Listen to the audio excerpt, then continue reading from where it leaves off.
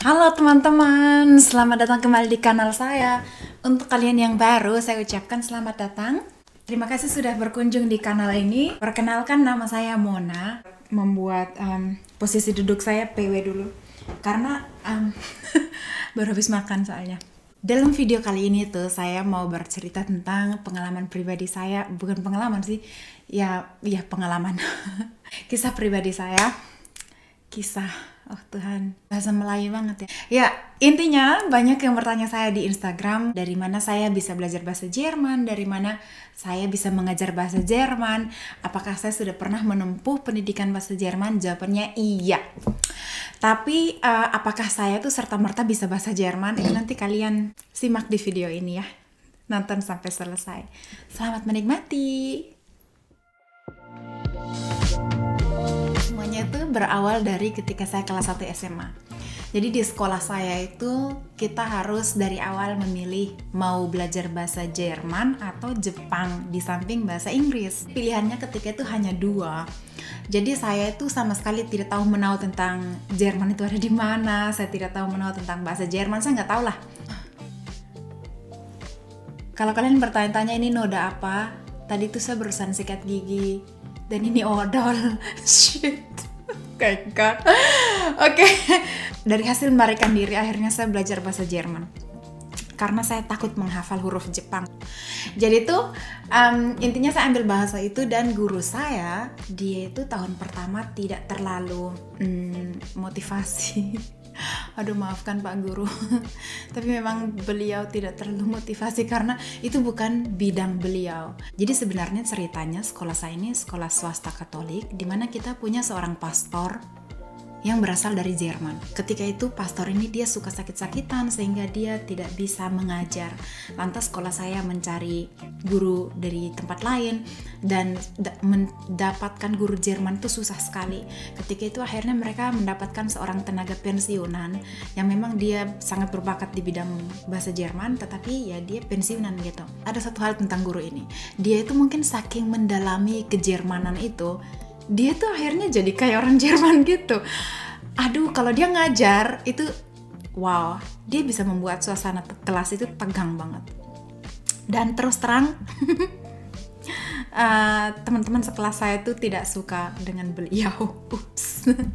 Jadi teman-teman kelas saya itu ya malas gitu diajarin sama beliau, karena mungkin juga mereka merasa bahasa Jerman itu bahasa yang susah, sama seperti orang-orang normal lain yang merasa bahwa bahasa Jerman itu memang susah kayak gitu. Saya pun merasa bahwa bahasa Jerman itu susah, kompleks gitu bahasanya. Jadi anak-anak akhirnya tidak minat dan ya dia kayak kurang disukai gitu. Tetapi ketika itu saya sangat ambil take profit dari kegigihannya Bapak itu. Jadi saya ambil keuntungan dari betapa gigihnya Bapak itu untuk mengajar kami, biar kami itu mengerti apa itu akusatif dan datif gitu. Bapak itulah yang berjasa membuat saya itu ada di titik di mana saya ada saat ini. Tanpa dia banyak berbuat sih sebenarnya, dia hanya menjalani tugas keguruannya itu, yaitu dengan gigih, dengan sepenuh hati mengajar. Sekalipun dia bukan guru favorit, tapi dia benar-benar delivery ilmunya dia total seperti itu. Dan dia lumayan keras orangnya ya, dia lumayan tegas dan keras. Jadi kalau mental kerupuk pasti nggak bakal suka sama beliau. Akhirnya saya terpacu untuk belajar. So ketika saya ujian akhir, ya saya dapat nilai terbaik gitu bahasa Jerman. Bahasa Jermannya saya itu waktu itu sampai hampir sempurna. So, saya akhirnya menyadari bahwa saya ini tidak punya bakat lain selain bahasa Jerman. Dan bapak saya bilang ke saya, kalau kamu tidak kuliah guru, saya tidak akan biayai. Di keluarga saya itu, bapak saya, ibu saya, kakak saya, ipar saya, om, tante, sepupu, semuanya tuh guru. Saya punya keluarga yang besar sekali dan semua orang tuh guru gitu. Ya ampun Tuhan, saya sangat tidak ingin jadi guru, tapi atas tuntutan finansial dan tuntutannya bapak saya, akhirnya ya sudah, saya terpaksa harus mencari sesuatu yang bisa membuat saya jadi guru gitu. Lantas karena nilai bahasa Jerman saya itu satu-satunya nilai terbaik saya, ya kenapa tidak gitu. akhirnya saya kuliah pendidikan bahasa Jerman di Jawa. Dan kalian tahu nggak sih, seisi kelas saya itu juga sama seperti saya. Mereka juga manusia-manusia yang terdampar, yang tadinya pengen kuliah X, tapi terdamparnya di pendidikan bahasa Jerman. Saya ingin sekali kuliah sastra Inggris, ingin kuliah sastra Indonesia, ingin kuliah hubungan internasional, itu semua tidak terpenuhi karena ya nggak punya uang dan segala macam, dan orang tua tidak restu. Sehingga akhirnya saya kuliah bahasa Jerman. Dan kalian bayangkan saja, seisi kelas tuh jenisnya gitu, tidak benar-benar menginginkan ada di situ. Jadi ya kalian bisa bayangkan betapa saya sangat tidak terinspirasi, saya sangat tidak termotivasi untuk berada di situ. By the way, saya itu orangnya tidak pernah bermimpi untuk tinggal di luar negeri. Saya bermimpi untuk kuliah di luar negeri, tapi saya tidak pernah bermimpi untuk hidup seperti saat ini. Saya tidak pernah bermimpi akan hidup di negeri lain, di eksil. Saya tidak pernah bermimpi untuk nikah dengan orang asing. Saya selalu ingin menikah dengan tetangga saya sendiri. Bayangkan, saya selalu ingin nikah dengan orang satu kampung. Saya sampai lulus kuliah tidak tahu bahwa Ausbildung tuh ada gitu. Saya tidak tahu bahwa di Jerman itu lapangan kerjanya bagus. Saya dengar cerita dari dosen, tapi tidak benar-benar ya mungkin tidak terinspirasi ya. Saya tuh kuliah lama banget karena tidak ada motivasi, tidak ada target, jadi kuliahnya itu akhirnya molor. Sebenarnya saya ingin kuliah cepat, tapi tidak ada bensinnya. Sekalipun begitu, saya kepikiran untuk jadi au pair di Jerman. Tahun 2014 itu saya sudah sempat melamar au pair, dan saya melamar sendiri lewat internet ya teman-teman.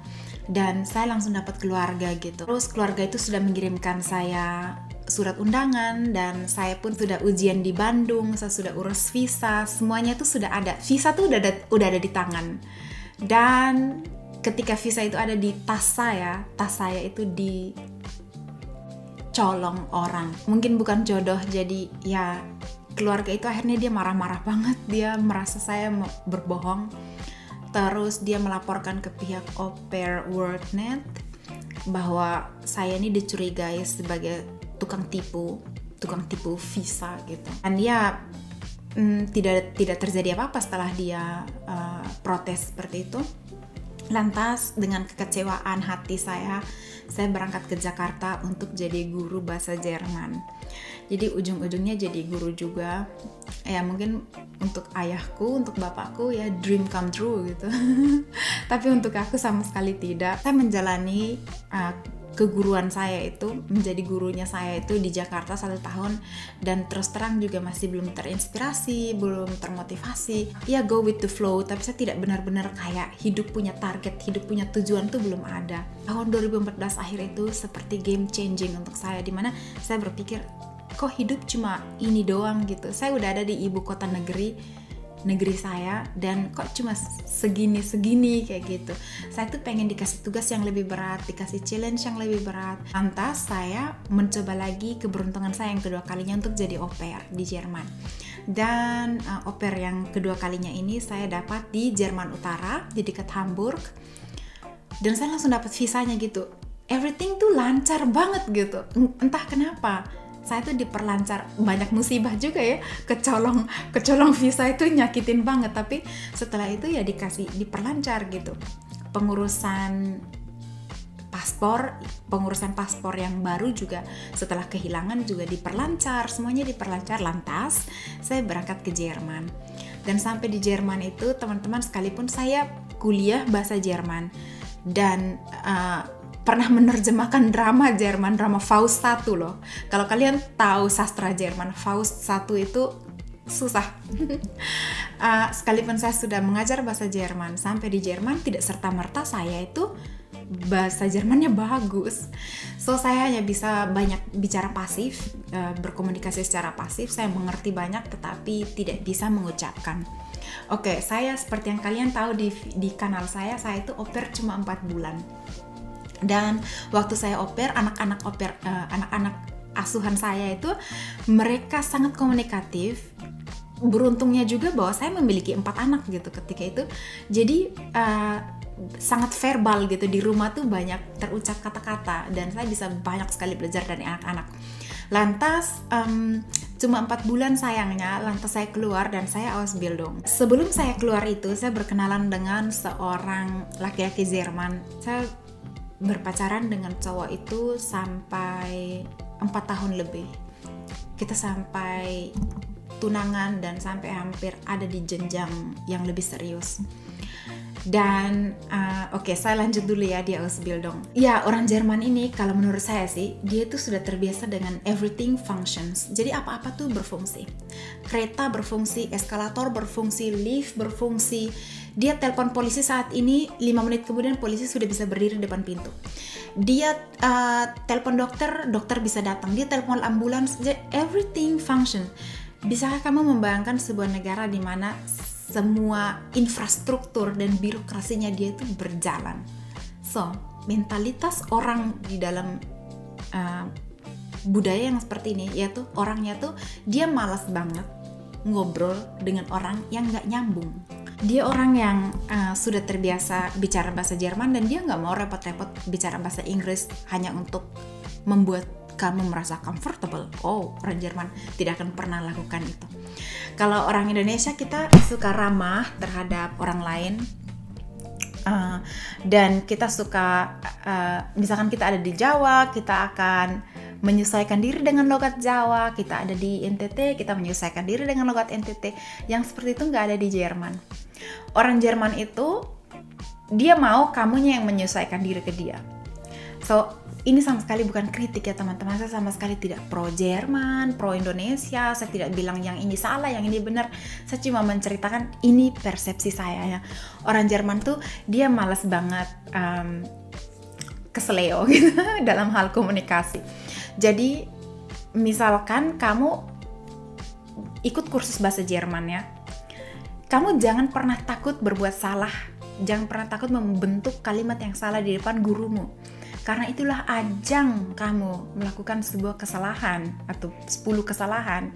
Kalau kamu udah diterjunkan ke dunia kerja atau ke Jermannya langsung, tidak akan ada orang lagi yang mau mengoreksimu.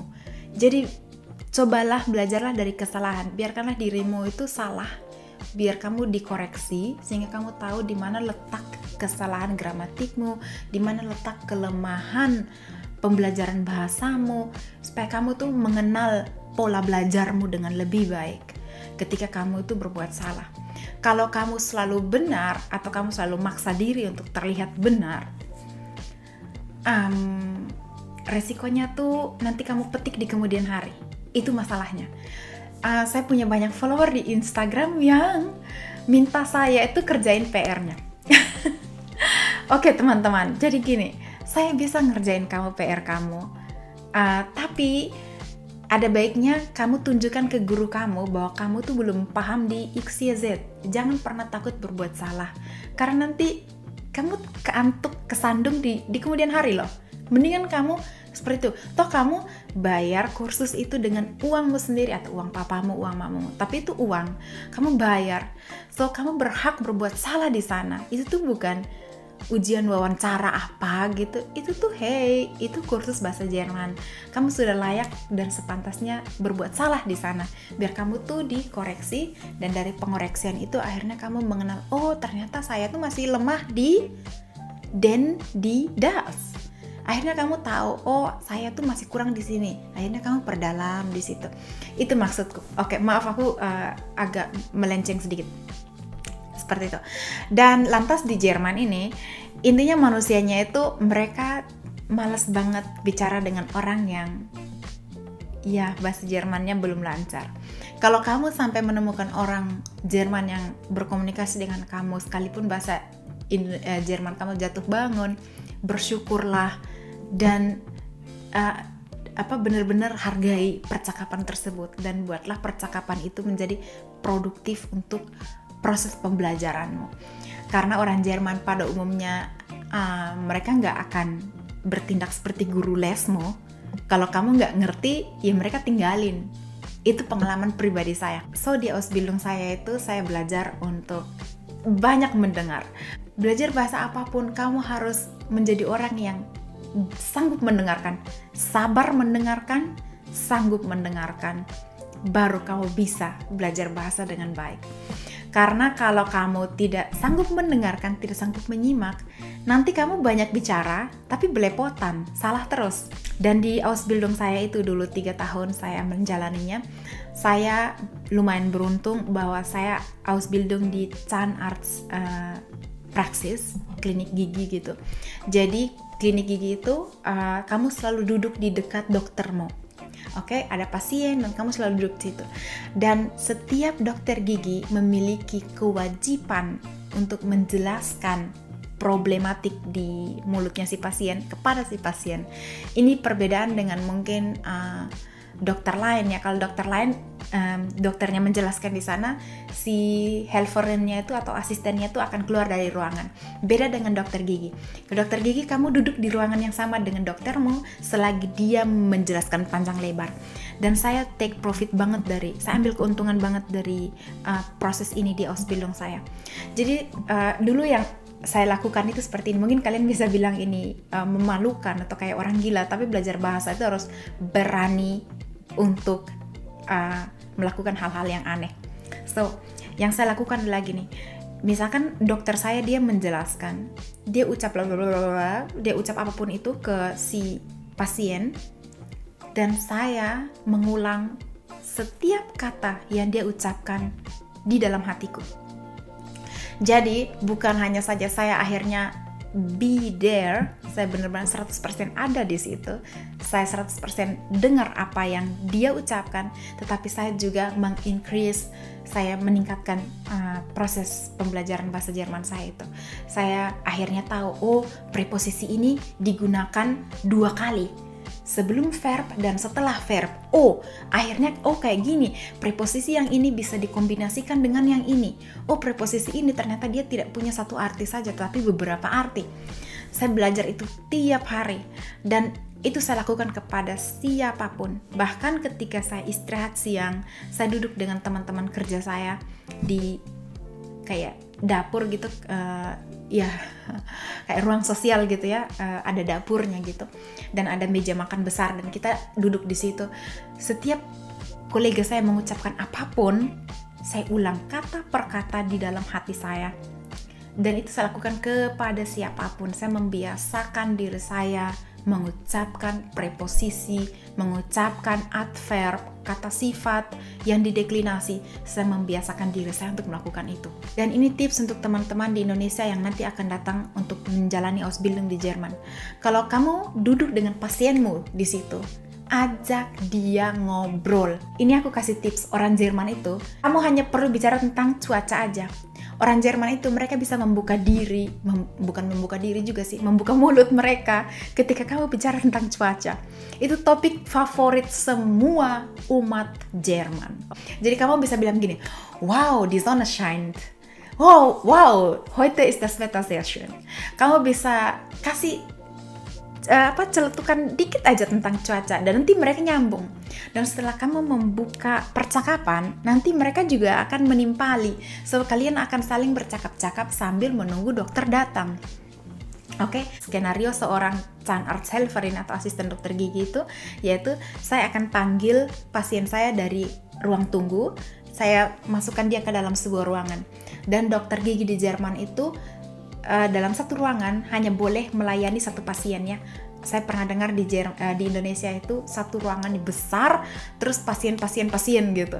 Tidak, kalau di Jerman tidak seperti itu. Jadi satu ruangan hanya ada kamu, doktermu, dan si pasien, titik.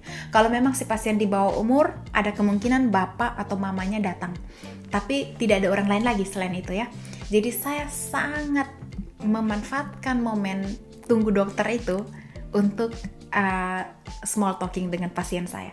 Dan itu momen favorit saya dalam bekerja, dalam Ausbildung saya selama 3 tahun.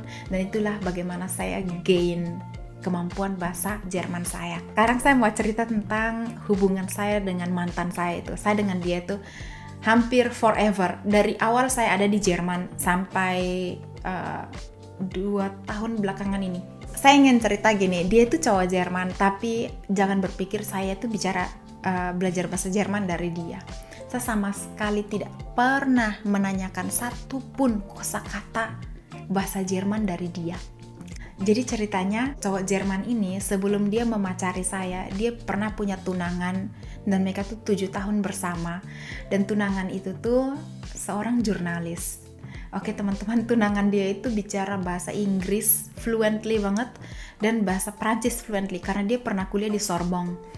Jadi itu perempuan keren banget dia itu. Saya selalu ingin belajar bahasa Prancis tapi otaknya tuh nggak nyampe-nyampe. Dari zaman kuliah belajar les bahasa Prancis dan saya nggak nyampe-nyampe gitu. Kata orang-orang bahasa Jerman lebih susah dari bahasa Prancis, tapi saya merasa bahasa Jerman lebih logis daripada bahasa Prancis. Jadi saya bisa follow. Intinya mantan saya itu ketika itu pacar ya. Jadi kita sebut saja pacar saya ya. Pacar saya itu dia cenderung kayak dia malas ngobrol dengan saya karena kemampuan bahasa saya, kemampuan retorik saya tidak sebagus mantannya yang jurnalis itu.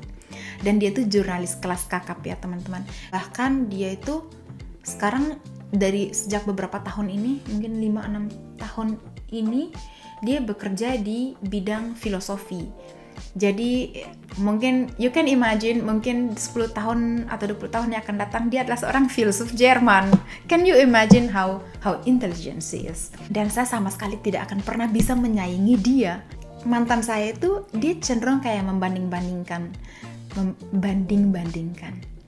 Dia tidak dia tidak terlalu bergairah bicara dengan saya karena mungkin dia berpikir saya itu bahasa Jermannya nggak lancar dan dia tidak have fun berretorik ria dengan saya. Padahal kalau saya ada di Indonesia dan saya bicara dengan orang Indonesia, saya manusia paling cerewet dan saya paling suka berkata-kata. Tetapi dengan dia itu saya merasa diri kayak orang bego gitu, orang idiot. Saya merasa diri idiot banget ada dengan dia itu. Dan begonya saya, oke, mungkin di sisi lain ini bego, di sisi lain lagi bisa menguntungkan ya. Jadi saya itu menangkapi itu sebagai sebuah tantangan. Jadi bukannya saya tuh mutusin si cowok, saya malah menatap itu sebagai sebuah tantangan. So, saya beli buku, baterainya hampir habis. Saya beli buku dan saya baca sampai habis. Saya baca, waktu itu buku psikologi sih yang saya beli. Oke, bentar ya. Saya kayaknya pengen nunjukin buku apa. Ini tahun 2017 saya membeli buku ini. Buku ini bagus banget, saya anjurkan untuk siapapun untuk membaca. Oke. Intinya saya sangat-sangat ingin membuat dia itu terkesan.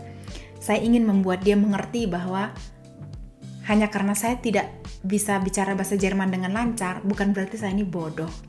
Dan lantas saya belajar lagi dan dia menyadari bahwa bahasa Jerman saya itu improve. Bahasa Jerman improve tanpa bantuan sedikit pun dari dia. Positifnya dari cerita ini yaitu saya itu tidak pernah puas dengan pembelajaran saya. Jadi saya sudah tahu sekian, saya merasa belum puas, saya merasa belum sempurna. Jadi saya selalu menggali potensi saya, selalu tidak puas dengan diri saya sendiri, dan saya akhirnya belajar lagi karena saya ingin sehebat perempuan itu. Oke? Jadi ini memang lucu ceritanya. Saya tidak tahu apa pepatah bahasa Indonesia untuk mendeskripsikan ini ya. Intinya saya itu ingin lancar bahasa Jerman selancar-lancar seorang jurnalis. Itu tujuan saya ketika itu. Karena saya benar-benar ingin impress mantan saya. Saya ingin menunjukkan kepada dia bahwa hey, saya ini bukan perempuan Asia bodoh. Kayak gitu. Dan puji Tuhan ya hubungan itu berakhir ya. Memang sudah seharusnya hubungan itu berakhir karena tidak sehat, karena berasal dari sebuah komparasi. Jadi dia membanding-bandingkan saya dengan mantannya dia, dan saya itu sebenarnya hanya ingin mengimpress dia. Saya hanya ingin tidak dipandang sebelah mata dan tidak dipandang seperti orang bodoh. Jelas-jelas hubungan seperti itu pasti harus berakhir ya. Dan puji Tuhan memang berakhir. Ada berbagai banyak bidang dalam sebuah bahasa ya. Ada bidang medis, ada bidang literatur, bidang sastra, ada bidang pendidikan, ada bidang psikologi, ada bidang elektronik, ada bidang fisika. Terlalu banyak. Kamu tidak pernah bisa menguasai semua bidang. Bahkan si perempuan jurnalis yang menurut cerita orang cerdas itu, dia juga mungkin tidak bisa menguasai semua bidang. Akan ada bidang di mana kamu itu yang nggak tahu dan butuh waktu, butuh umur untuk mempelajari banyak hal. Itulah yang orang bilang long life education kali ya. Dan ceritanya setelah saya lulus Ausbildung, saya juga menjalani banyak sekali Nebenjobs. Jadi kayak kerja part time gitu ya. Saya pernah kerja jadi babysitter, saya pernah jadi babysitternya kucing, saya pernah mengajar bahasa Indonesia untuk bule Jerman ya. Terus saya pernah kuliah, saya pernah kerja di restoran. Saya kerja Nebenjob itu untuk memperkaya bahasa Jerman saya. Jadi yang seperti tadi saya bilang, karena kan bahasa Jerman itu atau bahasa pada umumnya punya banyak spektrum ya. Jadi bukan cuma Mejiku Hibinio aja, ada merah aja punya banyak spektrumnya, punya banyak gradasinya. Dan saya ingin menyelami bahasa dari berbagai sudut pandang. Sehingga saya rasa, oh kenapa saya tidak belajar bahasa sambil ngejob aja kan? Sambil berenang minum air. Jadi saya bisa juga menghasilkan uang. Dan memang itu benar membantu juga sih. Sekalipun yang pas saya di restoran itu lebih banyak ketika saya kerja di restoran itu sebagai seorang kasir dan waitress, justru bahasa Jerman saya makin rusak di sana karena di sana banyak imigran dan mereka tidak bicara bahasa Inggris dan juga tidak bicara bahasa Jerman. So saya harus merusakkan bahasa Jerman saya untuk bisa dipahami oleh mereka. Contohnya kalau saya bilang du isst, mereka tidak mengerti. Kamu harus bilang du essen. Jadi kamu makan, saya tidak bisa bilang du isst seperti layaknya bahasa Jerman yang benar. Saya harus bikin du essen karena mereka tidak mempelajari bahasa Jerman secara konjugasi. Jadi ketika saya bicara kata konjugasi itu mereka malah tidak mengerti. Jadi saya kerja di situ 1 tahun sebagai seorang waitress dan saya harus dengan sengaja merusaki bahasa Jerman saya, mengoyak-ngoyak untuk membuat mereka tuh paham gitu. Dan setelah 1 tahun saya keluar dari tempat itu, aduh bahasa Jerman saya tuh acak-acakan banget dan saya harus memperbaikinya lagi. Lantas sekarang saya memiliki pacar orang Spanyol dan pacar saya juga tidak bicara bahasa Jerman dengan layaknya seorang native Jerman gitu. So bahkan kata pacar saya, ini kata dia ya, bahasa Jerman saya tuh jauh lebih baik dari bahasa Jerman dia. Bahasa itu tidak seperti matematika. Matematika itu kamu tahu 1 tambah 1 2. Sampai kapanpun itu 1 tambah 1 2. Sekalipun ada 1 orang atau 2 orang yang selalu membisikkan telinga kiri dan telinga kananmu, 1 tambah 1 5. Dan dia ulangi terus 1 tambah 1 5, 1 tambah 1 5. Setiap hari 10 kali lamanya, kamu akan tetap saja tahu bahwa 1 tambah 1 itu 2. Kamu tidak akan pernah mengubah klik logika di kepalamu itu. Bedanya dengan bahasa itu liquid. Dia tuh cair ya teman-teman, jadi dia mengikuti wadahnya. Bahasa itu cair, kayak benda cair. Jadi kalau wadahnya segitiga, ya airnya segitiga. Kalau wadahnya berwarna merah, airnya nanti terlihat merah. Itu bahasa. Jadi dalam pengertian gini, bahasa itu, kalau kamu selalu mendengar sesuatu yang diucapkan salah, maka kamu pun akan mengucapkan salah. So, misalkan kalau pacar saya, yang orang Spanyol, kalau dia selalu bilang, ich liebe dir, ich liebe dir, dia bilang, ich liebe dir, ich liebe dir, ich liebe dir. Suatu ketika nanti, saya akan terbiasa dengan gramatik yang salah itu, dan saya akan mengulangi kesalahan itu. So, ini be careful. Kalian harus careful dengan siapa kalian berkomunikasi. Kan bahasa itu adalah sebuah harta ya. Sebuah harta. Tapi sayangnya harta ini liquid. Liquid dalam pengertian, kamu sekalipun lancar bahasa Jermannya. Suatu ketika kamu kembali ke kampung halamanmu, dan kamu tinggal di kampung di mana semua orang itu katakanlah berbahasa Batak, katakanlah. Tidak ada orang bicara bahasa Jerman. Dan kamu tidak mempraktikkan bahasa Jermanmu. Bahasa itu mati. Dia mati. Itulah bahasa. So, saya bilang ke pacar saya bilang, tolong perbaiki gramatikmu, karena kalau kamu gramatiknya salah, saya akan mengadopsi kesalahan itu. Apalagi saya bukan penutur utama, saya bukan native speaker. Jadi kalau saya selalu mendengar sesuatu yang salah, saya terpengaruh. Dan itu masuk ke dalam kategori video ini karena video ini mau bercerita tentang lika-liku bicara saya belajar bahasa Jerman. Tidak gampang sekali. Tiap hari saya harus dengar podcast. Saya harus dengar setidak-tidaknya 1 jam podcast bahasa Jerman. Tadi udah ya belajar bahasa Jerman dari SMA, kuliah, ngajar, anak-anak au pair, dari anak-anak asuh saya, dari Ausbildung, dari dokter saya, dari nebenjob saya itu tadi, dan juga dari buku-buku yang saya baca, dan dari podcast. Sekarang saya belajar bahasa Jerman dari orang Jerman sendiri yang saya temui di luar sana. Saya Ausbildung, saya tuh aktif lagi di Couchsurfing setelah sekian lama. Dan saya mencari teman di sana yang akhirnya membuat saya tuh bertemu dengan teman akrab saya. Dan teman saya itu kita intens 2 tahun lamanya kita intens teleponan. Dalam 1 malam tuh kita bisa telepon 5 jam bicara bahasa Jerman terus kayak gitu. Dan kita suka big talking, dan itu yang membuat bahasa Jerman saya akhirnya makin bertumbuh dan makin berkembang. Yang saya dengar dari podcast itu saya terapkan malamnya langsung di teman saya. Jadi misalkan saya mendengarkan podcast tentang katakanlah perang di Eropa, dan saya akan ceritakan malamnya ke teman saya, tadi pagi saya dengar podcast ini, ceritanya tentang ini. Dan itu membantu banget kosakata saya dan juga ketajaman saya menyusun kalimat Jerman. Lantas saya juga nge-Tinder, dan saya itu ngedate dengan beberapa cowok, keluar minum kopi, minum apalah itu di luar. Dan saya selalu jadikan ajang date itu untuk belajar bahasa Jerman. Saya sangat suka sekali bertanya, sekalipun itu tabu ya di Jerman untuk bertanya pada pertemuan pertama, apa pekerjaanmu? Tetapi biasanya kalau kita ngedate itu lumayan normal untuk bertanya apa yang kamu kerjakan secara profesional gitu. Ya bukan cuma Couchsurfing dan Tinder ya, saya ada instalasi Meetup juga. Jadi di grup Meetup itu nanti semuanya saya link di deskripsi di bawah, sehingga kalian bisa mungkin kalau datang ke Jerman kalian instalasi app itu dan kalian bisa cari teman tandem partner secara offline kayak gitu.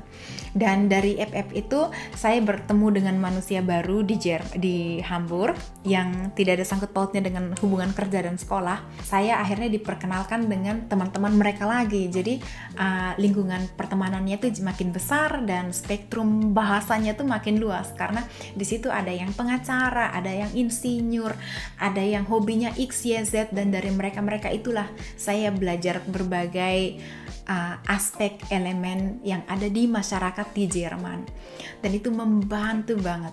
Dan kalau kalian tahu apakah saya sudah bicara seperti seorang natif, saya tidak merasa saya bicara seperti seorang natif. Saya tidak merasa saya memiliki penguasaan perbendaharaan kata seperti seorang natif. Seperti yang tadi saya bilang, bahasa itu luas spektrumnya, dan saya tidak tahu kosakata yang ada di bidang hukum contohnya. Kayak gitu, karena saya berasal dari bidang kesehatan. Saya tahu banyak dari kesehatan, tetapi tidak semuanya ya kan. Sama seperti di Indonesia pun seperti itu. Bahasa Indonesia, sekalipun itu bahasa ibunya kita ya.